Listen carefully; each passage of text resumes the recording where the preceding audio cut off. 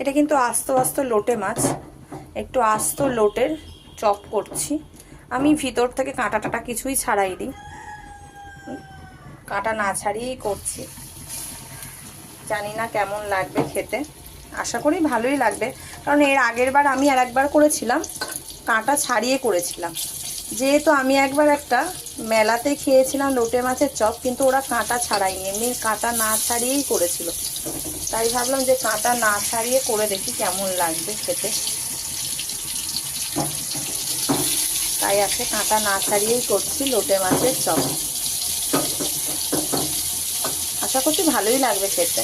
যে কোনো chop top গরম গরম খেতে ভালোই লাগে। আর আমি ব্যাটারটা একটু শক্ত শক্ত মতন করেছি, যাতে মাছগুলো ছাড়িয়ে না যায়।